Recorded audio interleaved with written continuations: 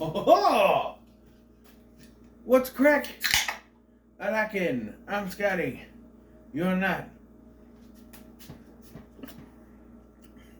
When I tested it earlier, you couldn't see my boxers. So sorry.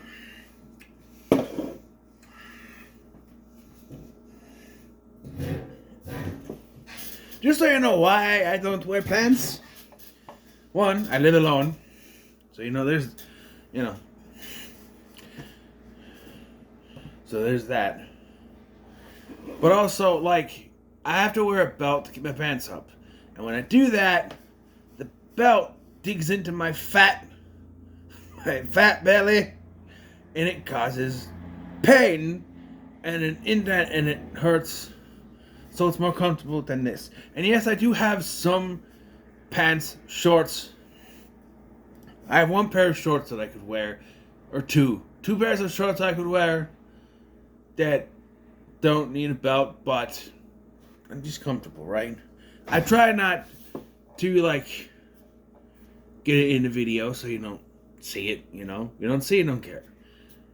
And like I said, when I first was standing there, before I adjusted it so it looked better here, you couldn't see my boxers. So I'm sorry that I flashed to my boxers, okay? We are back with the Remake-A-Thon, which has been readjusted. I had a lineup, and then I've taken some off and added some more in. Because I realized, oh, that's a remake. That's a remake. And I have one here that I'm like, that's a remake. But it's a Christmas movie. But that's not the one we're talking about today. We're talking about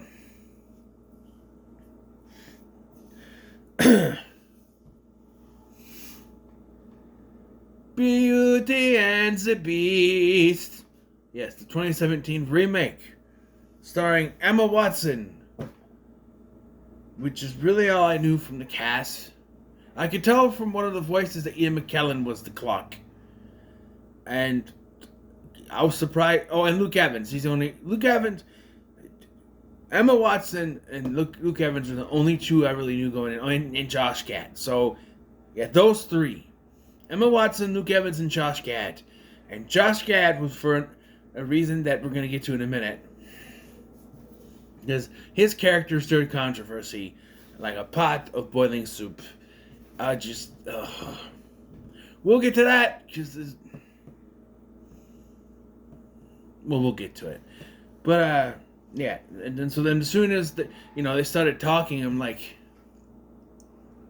Lumiere? Who's Lumiere? I couldn't tell. I know now. It's Ewan McGregor. But I couldn't tell until he turned human, and I'm like, is that Ian McGregor? But you know Ian McKellen's voice. What's your name? What's your name? Keep it secret. Keep it safe. You know his voice. And thank you. I am pretty good at that. Keep it secret. Keep it safe. The best way is to do your A's in a certain way to do his voice. What's your name? Keep it secret. Keep it safe. Do the sound with the A's. What's your name? Do you know what that does? Keep it secret. Keep it safe. This is how. Why do you ask questions to which you already know the answers? You know? Keep it safe. Yeah. So I knew him instantly. And I clocked. Clocked. No pun intended. I'm like, Mrs. Potts. That sounds like Emma Thompson. Show enough? Show enough. That's who it was. It wasn't Show Enough. He was dead by this time. Rest in peace, Darius Carey. But, was it by this time? I don't know. But yeah. I did not picture Kevin Kline as crazy old Maurice. Because I figured he would be fat. Strangely enough, dressing Josh Gad up as an old man would make more sense as crazy old Maurice than Kevin Kline. But he was fine. First I'm like, is that Kenneth Branagh? No, it's Kevin Kline. I mix them up all the time. But and then when they revealed who the Beast was, because at the beginning they're all covered in makeup and you can't tell who they are. They look like. They showed him and I go, who is that? Is that a stunt guy? And at the end they show him. First they do the thing where they don't show him and then he turns around and I go, Dan Stevens? Are you kidding me? That's who it was the whole time? What?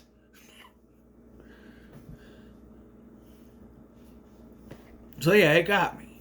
And yeah, I didn't mind this. Like I said, I purposely picked remakes that I thought would be harmless. Though, and I can't really remember. Yes, I smell my own shirt. It smells good. It's clean. Because I took it. When I put new shirts on, I used to after I take a shower, so it smells like soap. It smells like my body wash. Really good. Pinocchio.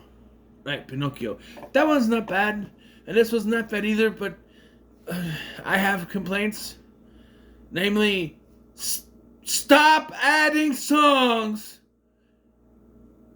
Stop. Just stop adding songs. Because every time you add a song, it's to the detriment of the movie. The Snow White one, the worst. Well, there was a lot of bad parts. One of the bad parts of that movie was the added songs they thrown in, because it just wastes time. And this bloats the runtime. That was 105 minutes. This bloats the runtime to over 2 hours, which a movie should never ever be unless it needs it, like Titanic. I'm not even gonna say Avatar because those movies are way too bloated. This movie did not need to be over 2 hours, and let me tell you why. There was one song that I liked, "Forevermore." Dan Stevens sings it. It's a pretty good song. However, its placement does not work. Because its placement is right after Belle finds out there's something going on with her father. She has to run to go help. So the beast lets her go. So now he sings this song. Instead of, cutting to the plot, we have to take a break from the actual plot for him to sing this song, which it's not that long of a song, but it's one of those things where the new songs, they have to put them somewhere. And a musical is supposed to, the songs in a musical, I've said this before, are supposed to move the plot along, not bring us to a standstill so we can do this little performance. Now you could say that some of the songs from Beauty and the Beast already do, like Gaston and Be Our Guest. Those are show-stopping numbers, right? Because they just sit in the middle of somewhere doing it. Whereas other songs like the Belle, the opening song, Belle, and even something that it wasn't there before, are ones that kind of move the plot. At least in the original, in this one, there's some odd changes in this. Some really odd changes, which we'll get to.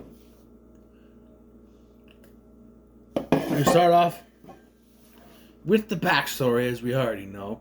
An old lady, an old hag, shows up at the castle when the prince is he's having a party. In the original one, he's just chilling, and he answers the door, which I still question. Like in this one, they show she just kind of barges in. When the original one, it's shown that he answers the door, and I'm thinking, why would a prince ever answer his own door? He's a prince. He has people to do it for. Then he answered his own door in the original. This one, she just barges in when he's having a party. And again, I couldn't tell it's Dan Stevens because he got the makeup all over his face and the powder wig thingy. And I'm like, I think they went too far with the old Victorian look. The cartoon, they had that look, but the makeup on the face and it, too much. It's too much. He refuses the rose that she gives him, pushes her away because she's an old hag. According to the narration, he pushes her away twice, but we only see once. She curses him and the others to live as a beast until he finds true love, and then all of them to live as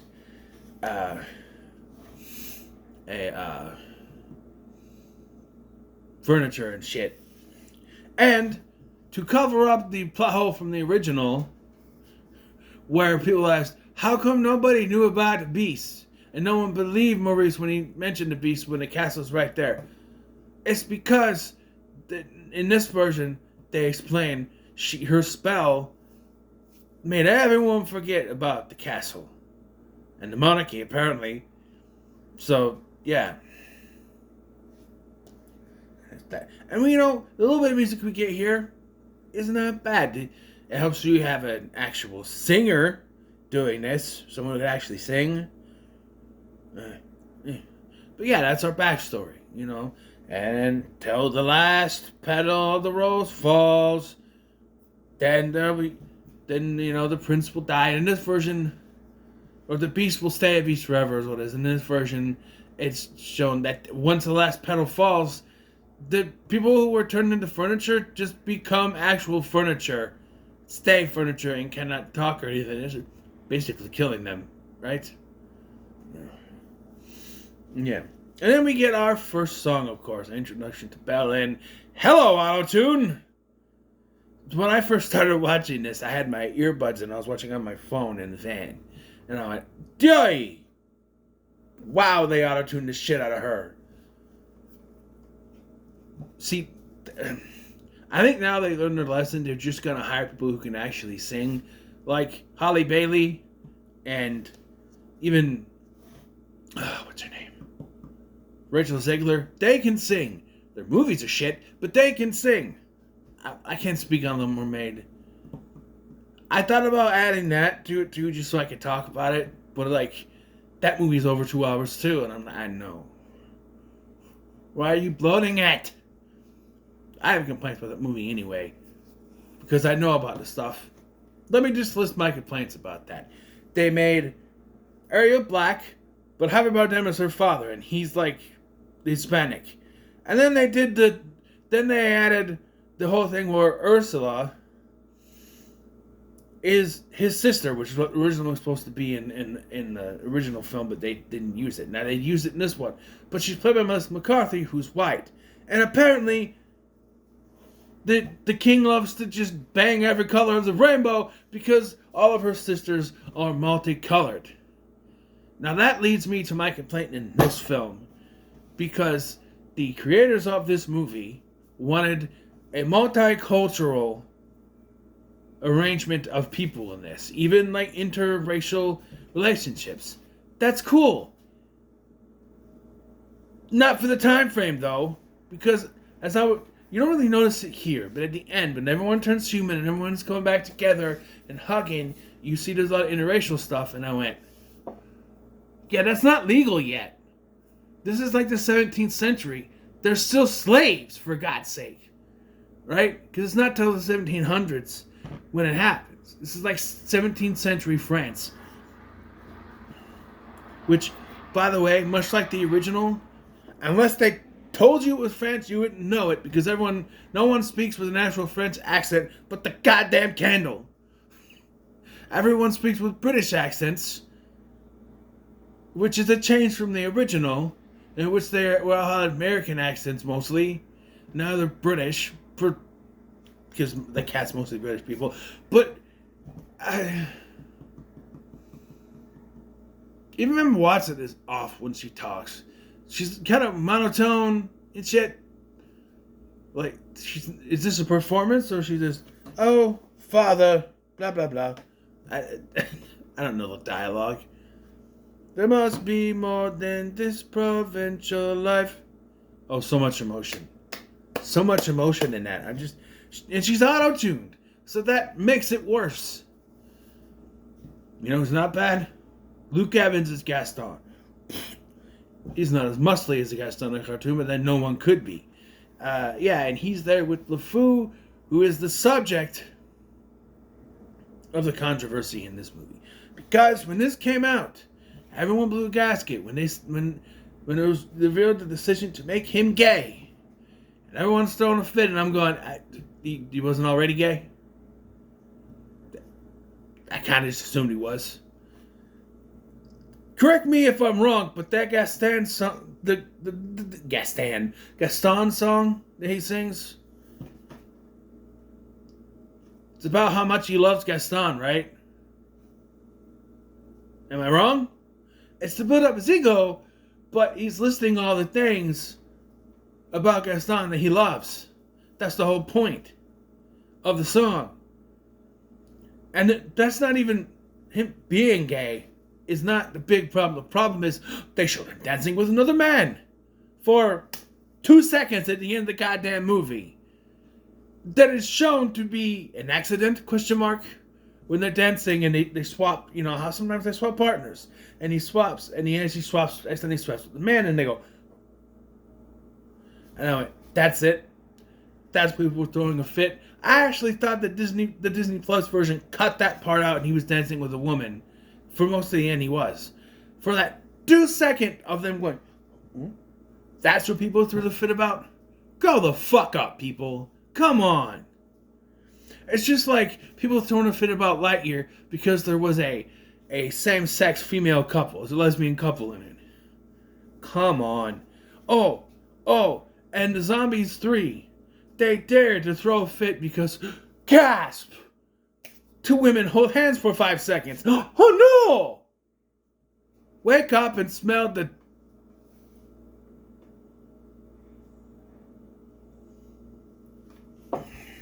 I had something and I lost it. Wake up and smell the same gender coffee. That's making sense. But wake up and smell the bisexual coffee. I don't know anymore. Intergender? No, that's different. I don't know. But it's a part of life now. Just let it go.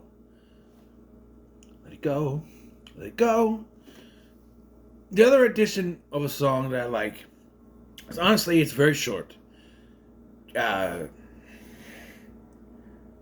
Kenneth Branagh. Kevin Kline sings a little song that paints a picture of why Belle's mother is not there. She died. Which we already kind of knew from the original, but she died. We find out later, what was it? Man, don't turn off on me. Something later,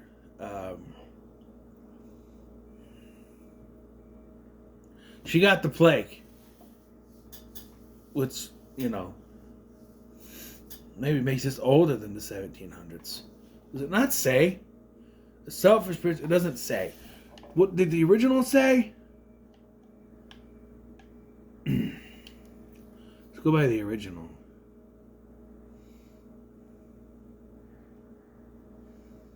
Nope, it doesn't say. There is a way.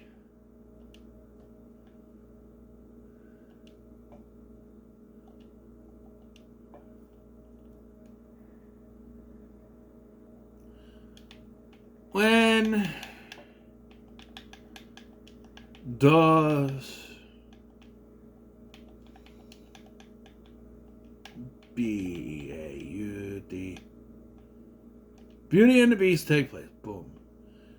And around the 1750s to the 1770s Rococo period, what's often assumed to be pre-revolutionary, the 1991 Disney film incorporates elements suggesting the 1760s, while some interpretations argue it could be slightly later. Okay.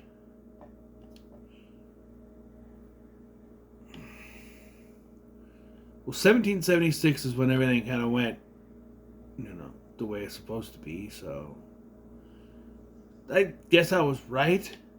Some argue the film takes place after the French Revolution, post-1789, pointing to the social structures of the village. The 2014 film version, in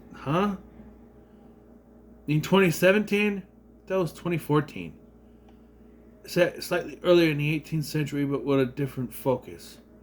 The 18th century will be later, stupid! Set slightly earlier. That would be the 18th century, that's the 17th. So I was saying 17th century to 1700s. I was saying 1600s. Never mind. In the 18th century, but with a different focus. I don't know. It could be. Well, it takes place in France. This video says when and where. Anyway. So.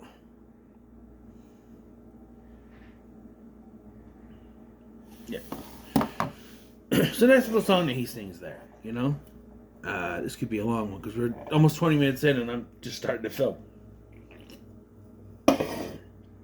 In this version, it is very shown to us that the only reason that Gaston wants to marry Belle, I think it's in the original too, but it's very much in your face that he only, and I have an issue with this, by the way. Gaston wants to marry Belle because she, like himself, is known to be one of the best looking person in the village. That's why he sees her as his equal because he's the best looking guy, she's the best looking girl. And the whole Belle song is like she's the most prettiest. Her name is no wonder her name is Beauty. You know, the whole thing.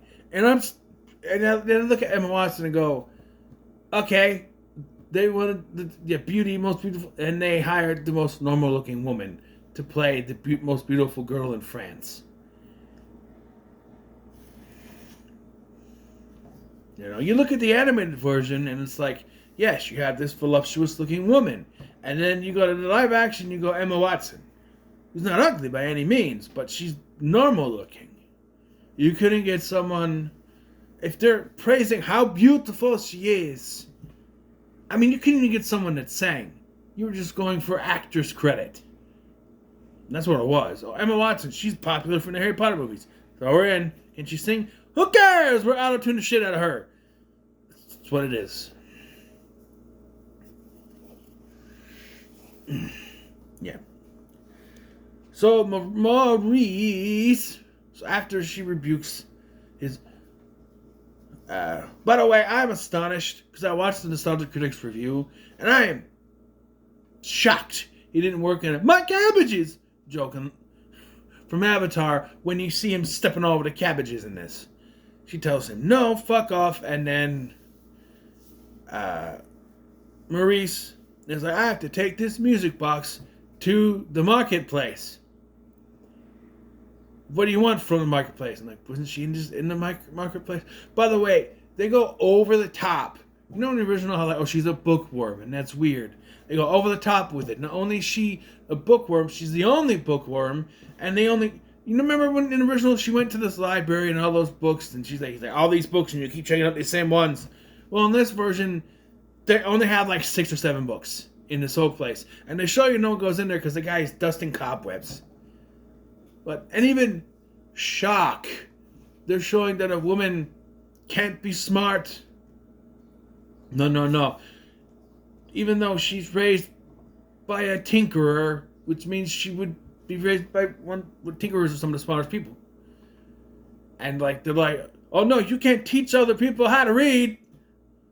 Why? What huh? Why can't they teach them how to read?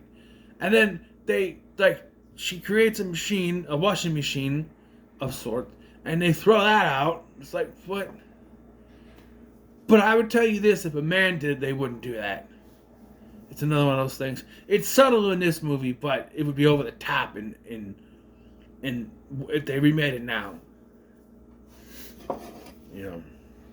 But for the time period, it does kind of fit because women were kind of treated as second-class citizens at this point in time.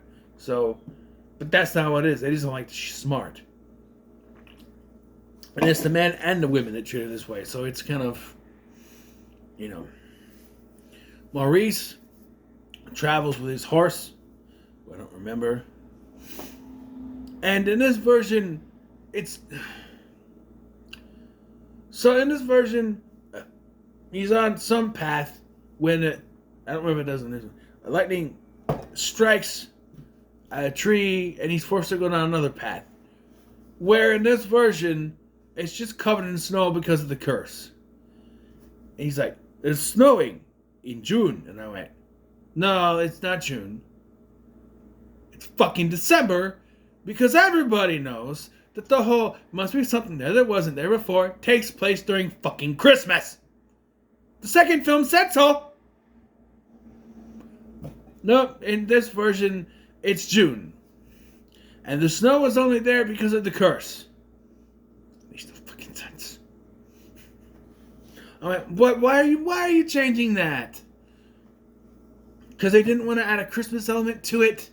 Oh, fucking gag me. Come on. Kiss my grits. Alright?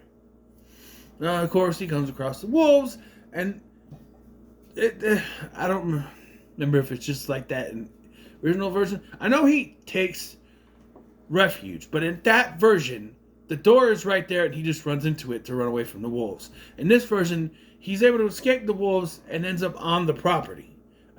But he has to go up a bunch of stairs to get to the front door. He goes, oh, but I better say hello to our unwitting host. And I'm like, why? Just leave. What is the point? Right? But he goes in anyway. And then after having it interaction with some of the living furniture, he's like, okay, I'm out, but I have to get the roast, so he cuts it. And the beast gets mad, calls him a thief. And I'm sitting there thinking, if he has roses growing out there, why not just take that one, put it in the thing, and, oh, look, it's not dying. We're fine. Can he fool the... No? Okay.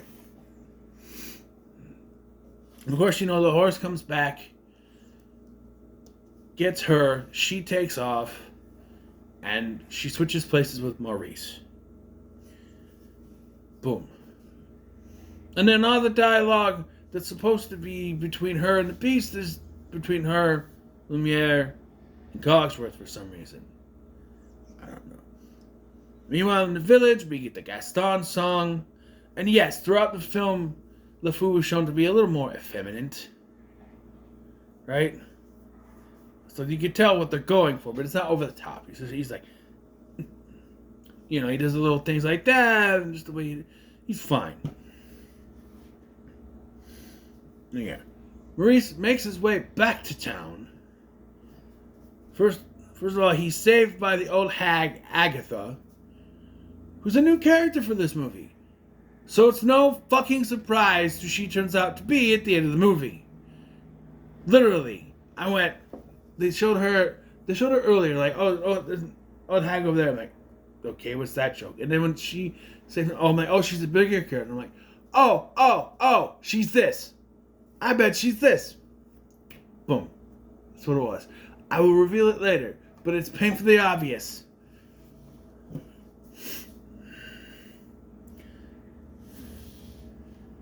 So where it goes from here. They offer dinner. She says no. And the beast says, and you get no dinner. But Lumiere takes her out anyway. Be our guest. Blah, blah, blah, blah, blah. Everyone's introduced in yeah.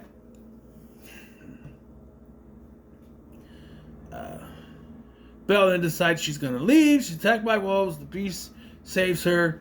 And they get back to the castle. She tends his wounds. And then they introduce this. A book given to him from the Enchantress that can take her... Apparently, even though he's cursed to live in this place, cursed to be a beast, she gave him a book that can take him anywhere he wants. So, the book takes her... to visit her childhood home in Paris, where they discover the truth about her mom, that she died of the plague. Yeah. The bubonic plague, which is the one thing Maurice could not bring himself to reveal. And then where it goes from here. Maurice shows up, tries to tell the villagers of the beast. No one believes them. This time makes more sense because it's the spell. But Gaston is the only one who agrees to help, because of course he still wants to marry Belle. Right? But for some reason that I can't figure out, they decided. So he goes to take them back where they were, but the tree that fell down because of freaking lightning is no longer down, it's back up. The only thing I can think of is that the Enchantress purposely put it back up so they can't find their way back to the castle. But why would she protect the beast? Right? I don't get it.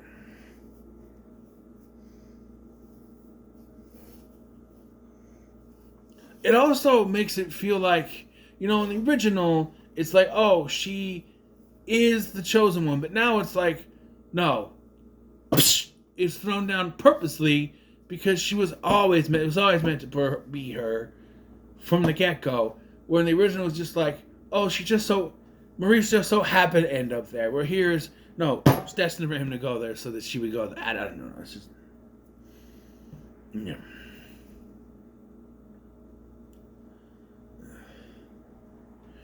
And Gaston refuses to believe him, but still keeps trying because he wants to marry Belle. And that is until Maurice says, "You will never marry my daughter." He's like, "Oh, I don't even mean to my future father-in-law, right? You'll never marry my daughter." Dave, why would you say that? He's like, "Well, fuck you then." He throws him to the wolves and then takes off. Which doesn't work because Maurice ends up... But yeah, I like how... Because this is where he gets saved by Agatha. And he ends up back at the place before they can get there. And he's like, "Maurice! They left me to die at the wolves. Is this true?" And I'm like, "You don't have any witnesses?" And he's like, "Agatha can prove it." They're like, "Agatha? She's a crazy old hag." And then he's like, LeFou was there. He's a witness. I'm like, you really think the guy who wants to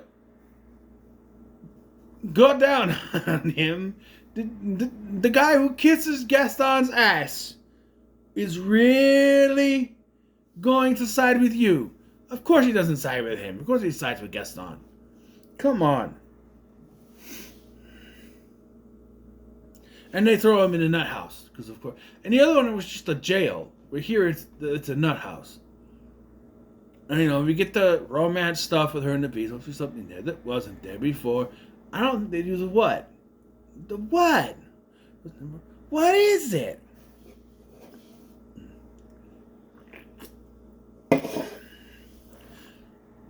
Yeah, and then we get the Tale is all this time, which is sung by Emma Thompson, which is not bad. If she's out of tune, I couldn't tell. But then again, I was here when I watched this part, so I didn't have the earbuds in my ear doing that. So I don't know. She's fine. And and it's after this, of course, where he shows her the looking glass, which I thought wasn't going to mean this version. I thought the book was going to... The book really doesn't add anything other than showing what happened to her mom. That's it. And of course, after saying that Maurice is in trouble, she takes off to save him. We get the Forevermore song, which is a good song. I've heard it before.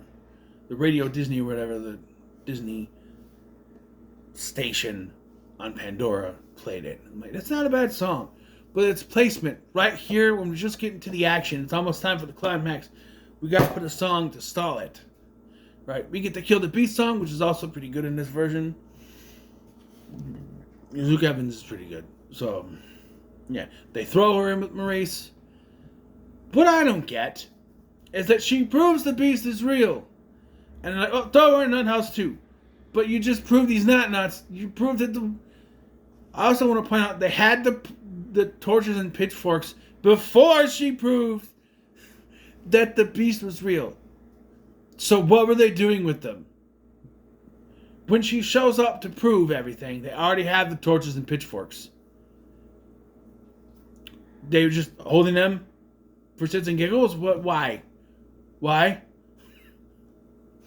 No.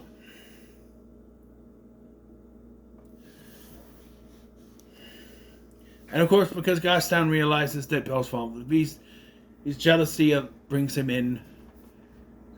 Really, though, I don't think there's as big of a fight as in the original either. Because I think it's just LeFou and Gaston that ends up in there.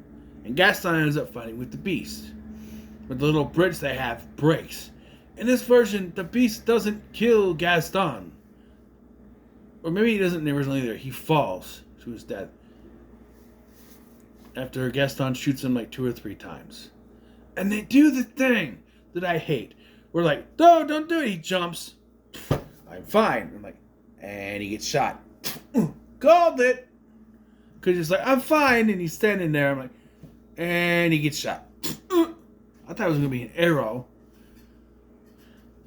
Because the way that Gaston talks about it in the Gaston song, he uses a crossbow.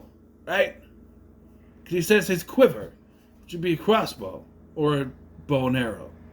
But he has a gun here. A pistol.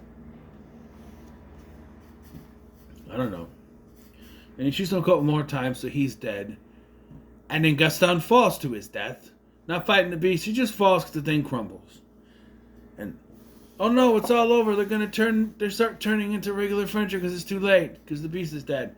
Wait, no, let's do the most cliche thing we know. Magic tear. Beep.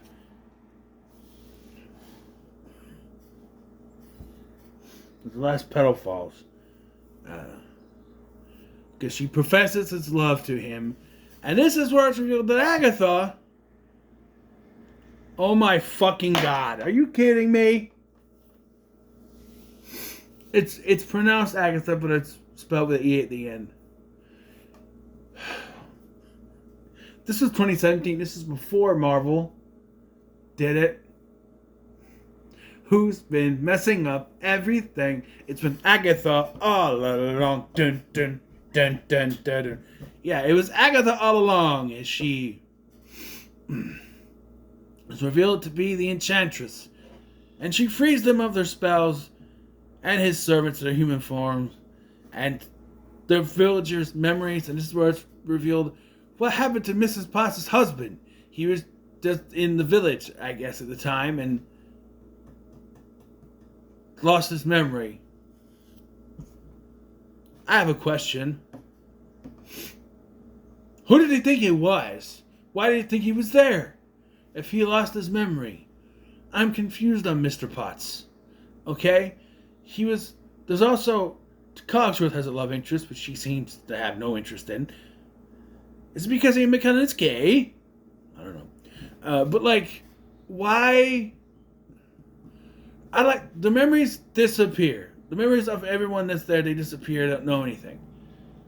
So I'm confused on what then Mr. Potts thought, where he thought he was, where he thought he lived. If he lived in the castle with the rest of the help, I don't get it.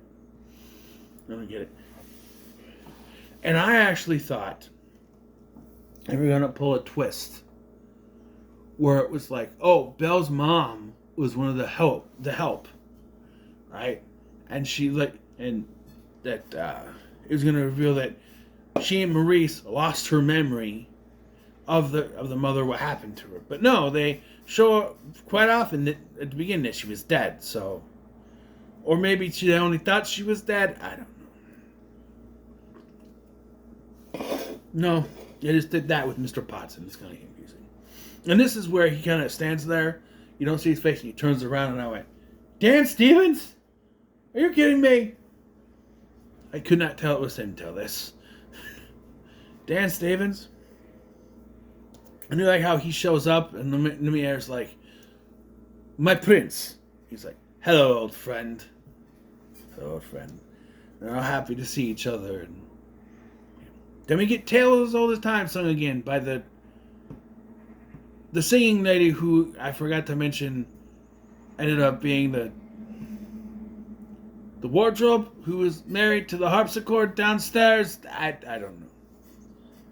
How did she end up in the bedroom anyway if she was performing in a ballroom? I don't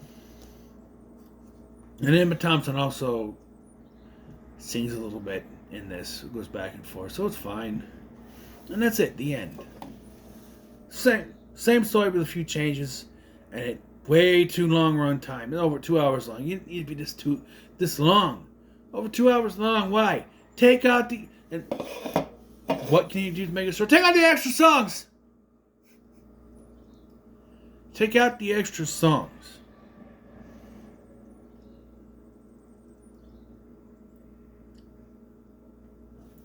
Right? That's all you need to do. And I like Forevermore, but its placement doesn't work. All the extra songs are unneeded. Disney needs to stop doing that. If it's something like the Mufasa the Lion King, where you have to have new songs because it's a whole new story.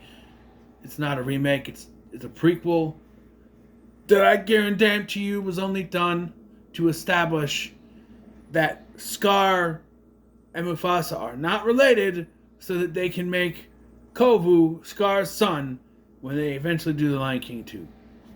Mark my fucking words. When that comes out, it's going to be revealed that he's Scar's son in that version. Just so they can say, well, they weren't actually related. Even though, as I said in my review for the Lion King 2, they're lions! It doesn't matter if they're related or not. Animals do not care. They be fucking. It doesn't matter.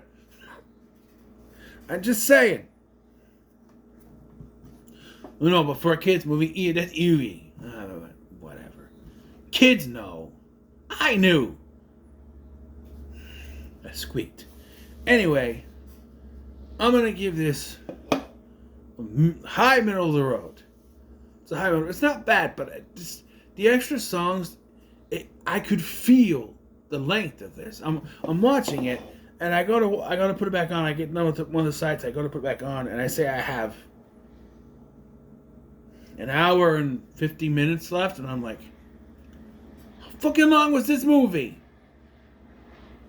Right? I think it was like 2 hours left. This movie is 129. This is only 2 hours and 9 minutes. I was only 9 minutes into the movie. I don't know. Yeah, too long. Anyway, what are your thoughts on Beauty and the Beast remake? Comment so much, like, share, and subscribe. Thank you for watching. I'm this guy, and I'll see you in the next one.